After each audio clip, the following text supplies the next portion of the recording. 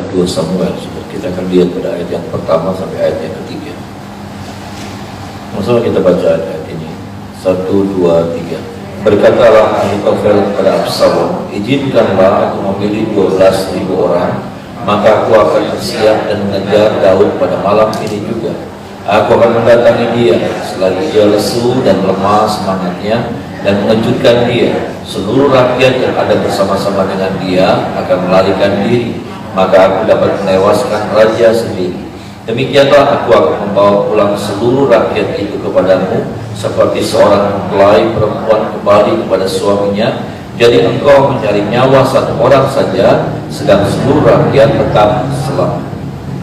Saudara, kita melihat di sini, saudara, kisah tentang bagaimana Daud dikudeta oleh anaknya Absalom. Dan keadaan Daud itu betul-betul terjepit sekali. Kesempatan Daud untuk bisa menang sangat kecil sekali. Bagaimana ada seorang penasehat Daud yang berbelok, saudara, yang sekarang berpihak kepada Absalom, ya.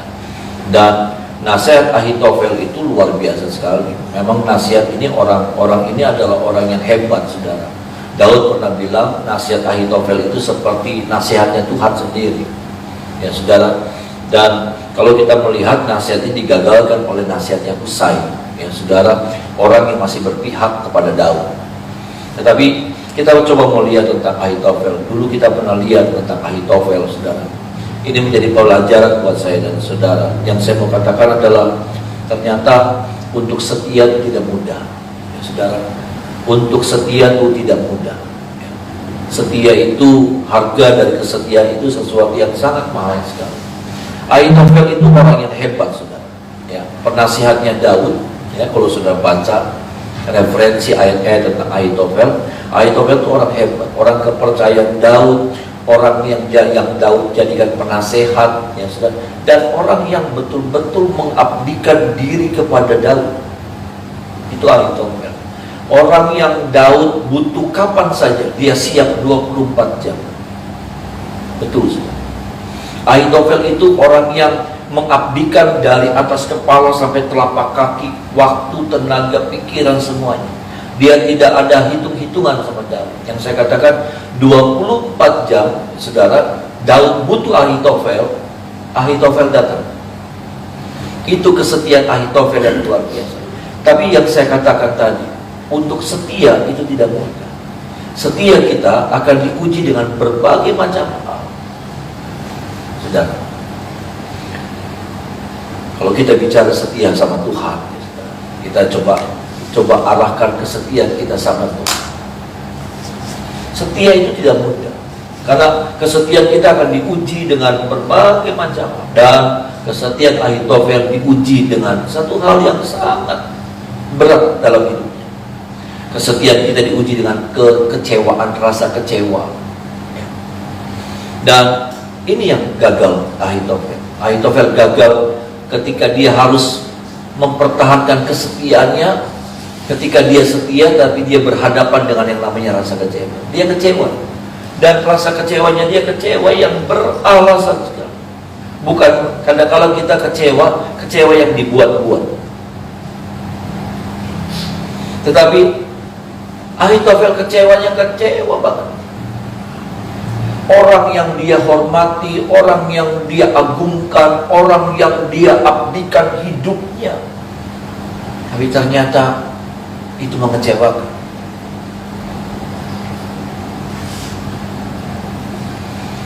Saudara, kenapa saudara? Dia kemudian kaget, Ahitofel. Kenapa? Karena Daud kemudian berhubungan dengan keponakannya, Betseba. Ya. Pada waktu dia mendengar itu, dia nggak bangga. Dia orang benar, saudara. Mungkin kita, ya saudara, kalau kita bangga. Kenapa? Ada ponakan kita kawin sama raja. Tapi dia kecewa. Kenapa? Caranya Daud cara yang salah sekali. Ahitofel ini penasehat, orang benar. Tapi ketika dia melihat orang yang jadi panutannya ternyata tidak seperti yang dia bayangkan,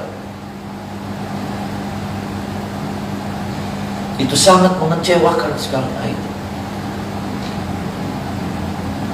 Harusnya dia bangga ponakannya, ya saudara. Diambil Daud jadi istri.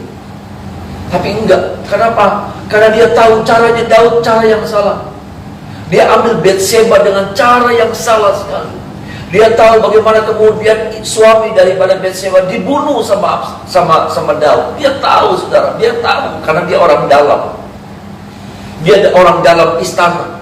Dia tahu strateginya Daud, dia tahu siasatnya Daud. Ketika dia taruh suaminya Uria, taruh di barisan paling depan, lalu kemudian pasukan Israel mundur supaya ini Uria sendirian. Kenapa? Karena Uria orang hebat. Kalau ada topangan, ada support dari pasukan yang lain, dia nggak akan mati.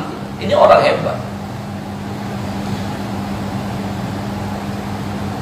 Kalau nggak salah dia adalah salah satu daripada 300 triwira. Itu 300 triwira itu pasukan yang hebat sekali. Susah untuk bunuh orang ini. Tapi karena memang sengaja diposisikan seperti itu, maka mati. Dia tahu, dia menyesal, dia kaget waktu dengar kenyataan berita seperti itu, dia kaget.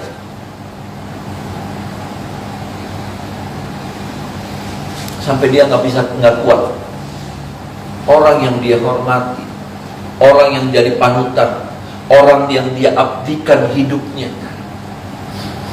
dia bilang sampai mati aku akan abdikan hidupku kepada Daud. Karena dia mengabdi kepada Daud itu sebuah kebanggaan, sebuah kehormatan. Dan memang dia tidak hitung-hitungan.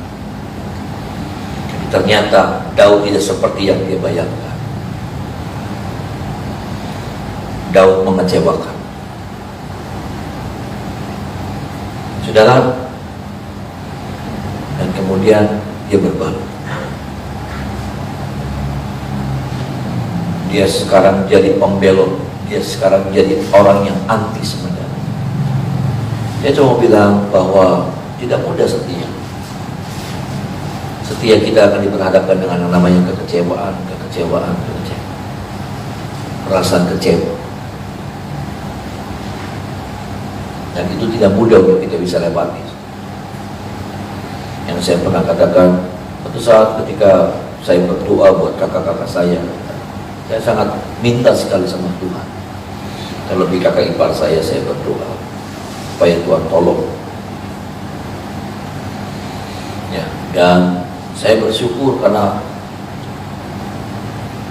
kemudian informasi yang saya dengar semakin membaik kesehatannya. Sudah pulih, sudah mulai kuat, sudah bisa komunikasi, sudah segar, sudah bisa makan dan lain sebagainya. Dan kemudian ditentukan hari apa kakak ipar saya dipulangkan. Dia minta hari Sabtu sudah minta pulang, tapi saya bilang nggak bisa, hari Minggu juga nggak bisa karena ini juga masih positif. Ya, jadi hari Senin aja dibawa pulang. Ya, sudah hari Senin. Ternyata hari Senin pagi, saudara, keluarga anak-anak ditelepon jam 4 bahwa mamanya koma. Hari itu hari ulang tahun daripada kakak ipar saya. Harusnya kami sama-sama pulang, ya bisa merayakan sama-sama ulang tahun. Tapi ternyata, seperti itu ceritanya. Dan sungguh saya sangat kecewa sekali. Kecewa sama Tuhan. Ya. Saya hampir banyak menang lawan kecewa ini. Saya hampir banyak menang. Waktu satu saat istri saya mengandung anak kedua, saudara. Lalu kemudian terjadi pendarahan. Saya dari Jogja. Saya sudah berdoa sama Tuhan, kalau memang Tuhan berkehendak lain, nggak apa-apa, saya tetap bersyukur. Tapi ternyata ketika saya datang, lalu kemudian diperiksa besoknya, saudara, janinnya masih bagus, masih bisa dipertahankan. Dengan sukacita kami pulang ke rumah, saudaraku, istri saya harus bed rest total. Dan 1 bulan dokter bilang, 1 bulan nanti kontrol lagi. Ternyata setelah 1 bulan kami kontrol, saudara, dengan tidak ada tanda apa-apa. Ya tidak ada flag lagi keluar, tidak ada apa lagi keluar, tidak. Tapi ternyata ketika diperiksa, saudaraku, ketika diperiksa janinnya sudah nggak ada, saudara. Nah itu pukulan sekali buat saya. Tapi saya masih bisa lewati. Saya masih bisa lewati. Tapi kemarin, saudara, saya betul-betul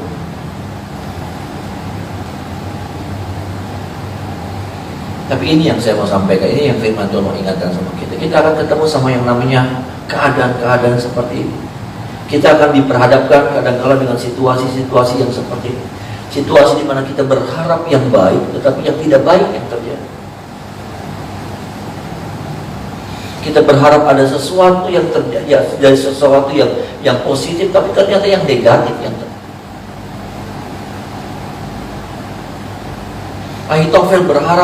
Ahitofel tidak pernah menyangka Daud bisa melakukan hal seperti itu.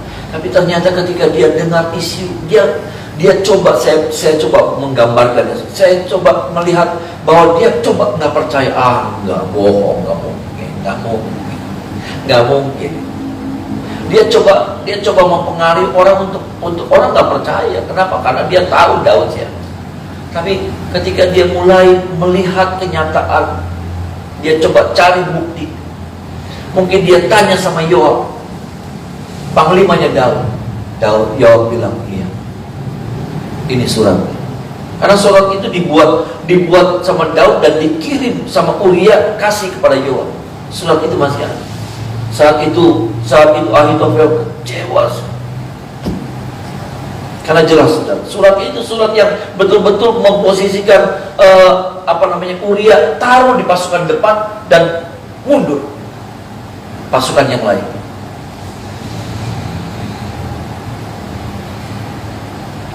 Inilah kekristenan kita. Kekristenan yang akan diperhadapkan dengan situasi-situasi seperti ini. Ya, kita tantangan iman kita bukan cuma tentang bagaimana kekurangan, ya, bagaimana nggak ada berkat, masalah ekonomi, tapi yang lebih berat adalah ketika kita diperhadapkan dengan situasi seperti ini. Adakah kita kecewa sama orang lain yang kita anggap seorang yang kita hormati? Ya, itu tidak. Itulah sebabnya saya katakan di awal tadi, untuk setia itu bukan sesuatu yang mudah. Untuk setia itu bukan sesuatu yang gampang. Dan ternyata pada akhirnya Ahitofel orang yang hebat. Boleh dibilang abdi dalamnya Daud. Tapi kemudian dia pada akhirnya membelot sama Daud. Dia jadi orang yang paling benci sama Daud. Dia jadi orang yang paling, makanya nasihat ayat 1 sampai ayat yang ketiga itu bagaimana nasihat jitu, saudara, nasihat hebat. Ini kalau dilaksanakan sama Absalom, mati Daud. Mati. Ini nasihat hebat. Bagaimana dia bilang, serang Daudnya saja, jangan rakyatnya. Wah, ini hebat. Ini strategi hebat sekali. Memang Ahitofel itu orang hebat. Dia penasehat tapi juga dia ngerti tentang pertempuran. Jadi komplit. Tapi memang Tuhan tidak izinkan. Saya coba bilang begini, Tuhan tidak pernah izinkan perasaan-perasaan seperti ini menguasai kita. Bisa bilang amin, saudara. Tuhan tidak pernah izinkan perasaan-perasaan seperti ini, segala sesuatu yang didasari dengan rasa kecewa. Walaupun sebetulnya Daud salah. Mau cari hukum yang seperti apapun Daud salah.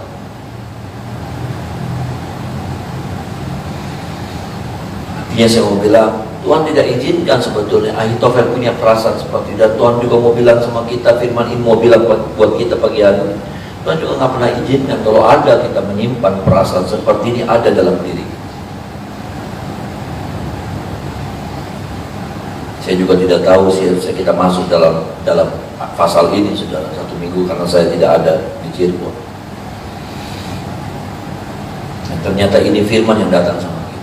Tuhan tidak izinkan, Tuhan tidak pernah izinkan apapun alasan Ahitofel, seperti juga apapun alasan kita hari-hari ini tentang kecewa, tentang apalah itu. Tuhan mau kita tetap setia sama Tuhan. Ada amin, saudara. Tuhan mau supaya kita tetap maju di dalam Tuhan. Apapun yang kita hadapi hari-hari. Tolong kita, saudara. Ini bagian yang pertama. Bagian yang kedua, Bapak Ibu Saudara, ayat yang ke-27 sampai 29. Sama-sama kita baca 27 sampai 29, Bapak Ibu Saudara. 1, 2, 3. Ketika Daud tiba di Mahanaim, maka Sobi bin Nahas dari Raba kota Bani Amon, dan Makhir bin Amiel dari Lodebar, dan Barsilai orang Gilead dari Rogelim membawa tempat tidur, pasu, periuk, belanga, juga gandum,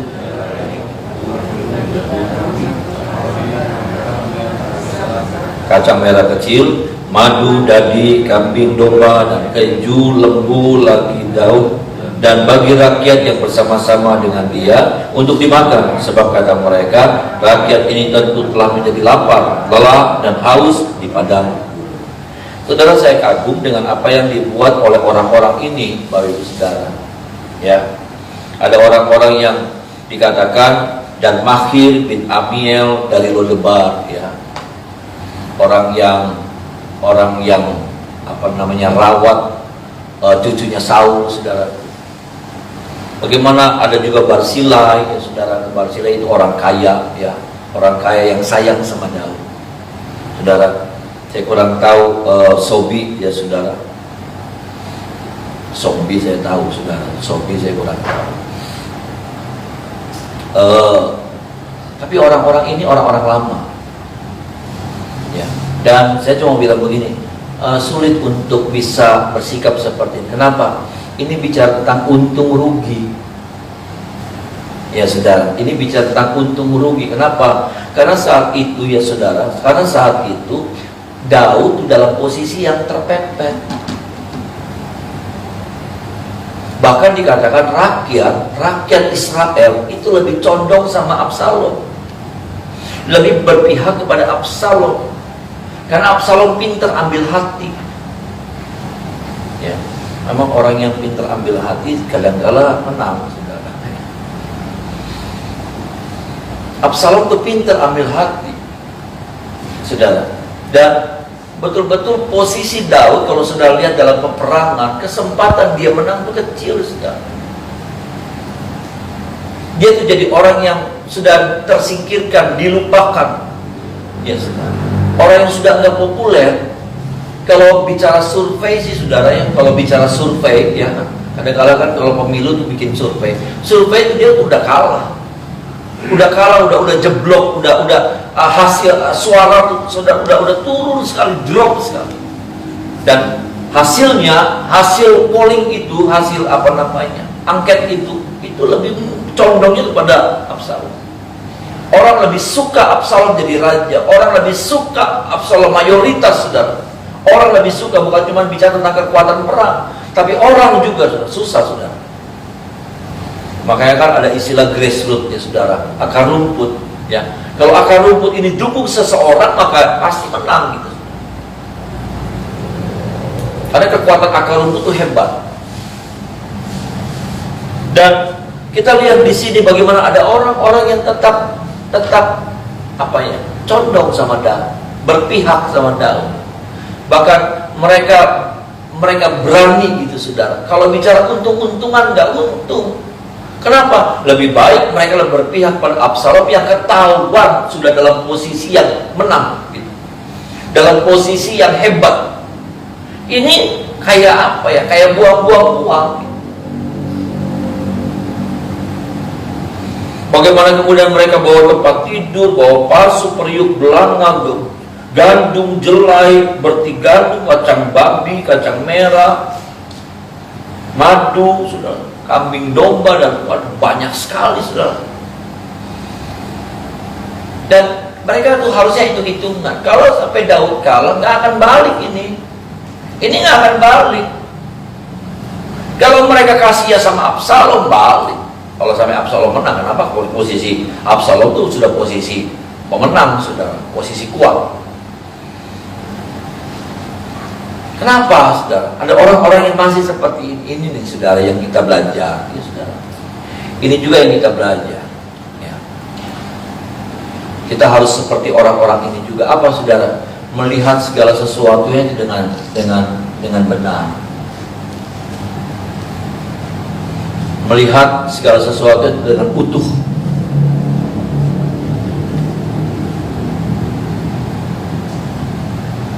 Karena mereka tahu siapa Daud. Mereka tahu siapa Daud. Mereka melihat Daud secara utuh. Sama ketika mereka juga melihat Absalom secara utuh.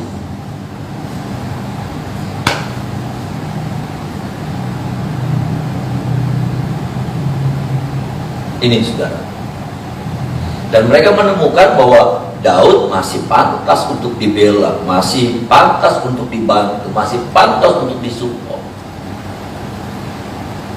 Kadang-kala saudaraku, itu yang misalnya saya katakan, kita kadang-kala berpihak karena saudara, nepotisme, kita berpihak karena teman, kita berpihak karena suku, kita berpihak karena satu kota, kita berpihak karena ini saudaranya saya, saudara.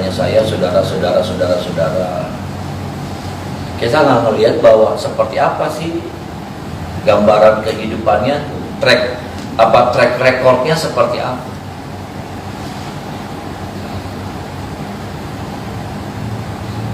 Dan hidup ini selalu berpihak, ya, hidup ini selalu berpihak.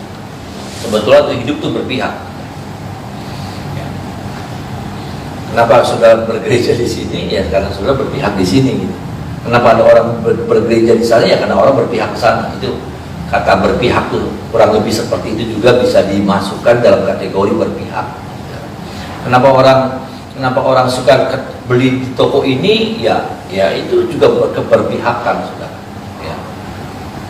Kenapa orang suka pakai mobil ini? Ya kan itu juga sifatnya keberpihakan.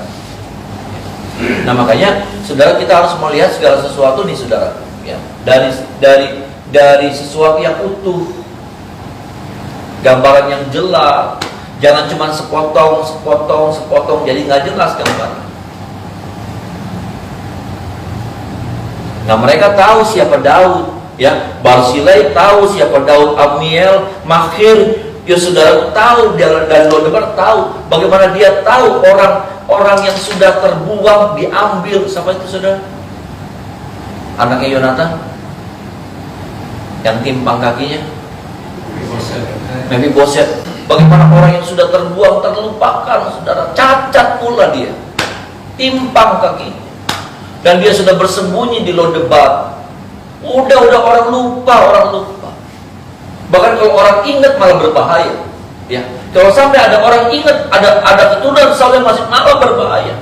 Tapi bagaimana Daud ambil inisiatif, ambil itu. Dia tahu seperti apa Daud. Gak mungkin Daud salah. Barzilai juga tahu siapa Daud. Dan saya kurang tahu di saudara yang Sophie. Dia tahu seperti apa Daud hidupnya. Dia juga dipengaruhi sama orang, wah Daud jahat, wah Daud gak benar, Daud apa. Tapi dia tahu, saudara.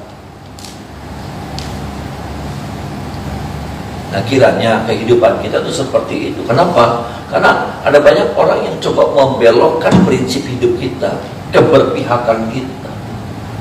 Ada orang yang kemudian coba merusakkan pandangan kita kepada seseorang. Bukan hanya ini ya saudara, kepada banyak orang nih saudara. Misalnya ada orang ngejelekin A gitu, saudara mesti lihat orang A ini seperti apa.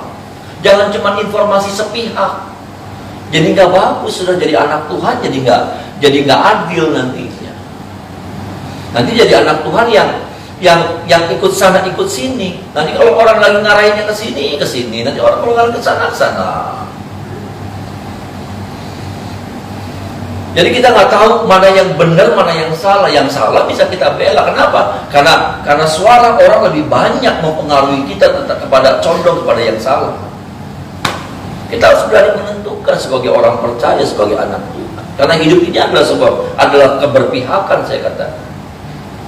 Hidup ini keberpihakan, saudara. Memihak ke sini, memihak ke situ, memang kita sih nggak ada, saudara. Maksudnya tidak ada. Tapi maksud saya bahwa kita belajar punya prinsip hidup seperti ini. Kenapa? Karena ada banyak nanti yang coba mempengaruhi kita. Tapi hebatnya ini orang-orang, mereka tahu, mereka melihat. Makanya saya coba mau bilang juga, ikut Yesus juga harus seharusnya itu menjadi pengalaman pribadi kita dengan Tuhan. Ada amin, saudara. Ya, harusnya itu menjadi pengalaman pribadi kita sama Tuhan. Saya mau saudaraku itu jadi pengalaman pribadi saudara dengan Tuhan, bukan karena khotbah saya. Kenapa? Karena nanti kalau hanya khotbah saya, nanti ada orang yang khotbah lain yang membelokkan iman saudara, membelokkan prinsip-prinsip iman saudara, bisa berbelok saudara. Kenapa? Saudara tidak mengenal Tuhan secara pribadi. Saudara tidak mengalami Tuhan secara pribadi. Tapi kalau sudah mengalami Tuhan secara pribadi, maka iman saudara menjadi iman yang teguh. Ada amin, saudara. Iman yang bukan cuma disuapin, makan, dapat informasi dari gembala, bukan. Tapi saudara sering ngalamin Tuhan. Saudara ngalamin Tuhan, bagaimana Tuhan, seperti apa Tuhan dalam hidup saudara. Bagaimana Dia dalam hidup saudara, bagaimana kasih-Nya yang hebat itu dalam hidup saudara. Sampai saudara tidak bisa tidak bergeming gitu.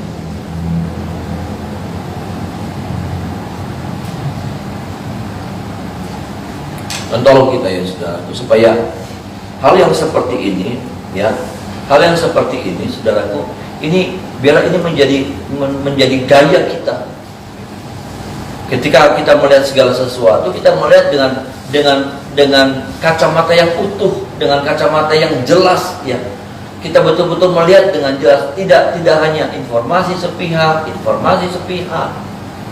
yang sampai akhirnya kita nggak punya pendirian. Sama halnya yang saya katakan tadi, bagaimana pengenalan kita sama Tuhan. Kenapa? Karena itu saudara, kayak saya nih saudara, kemarin yang tadi saya cerita, saya sempat goyah, saya sempat kecewa.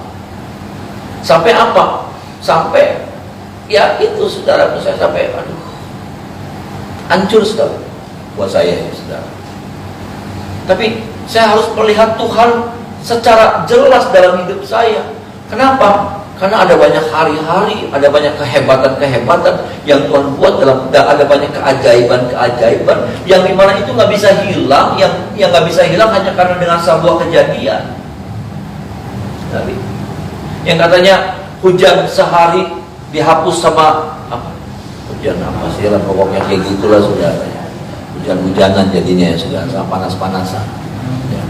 Hanya karena yang begitu tiba-tiba semuanya jadi hilang. Ya, kebaikan-kebaikan Tuhan yang saya sudah alami dalam hidup saya, kemuliaan Tuhan yang sudah dinyatakan, jadi kayak bodoh saya waktu itu, bodoh.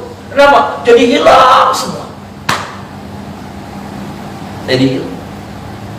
Hanya karena sebuah kejadian, dan itu pun saudara, itu saya percaya semuanya baik. Ada amin saudara. Apa yang Tuhan buat itu sempurna baik. Tapi kemudian karena itu tidak sesuai dengan keinginan saya, maka sepertinya semua kejadian-kejadian perjalanan hidup saya dengan Tuhan kayaknya ketutup semua. Mengerikan. Mengerikan.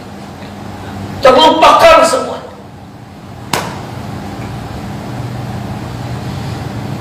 Tapi saya minta ampun sama Tuhan, saya minta ampun. Ya, untungnya nggak lama-lama sudah, 1 hari kali. Saya sempat down sekali.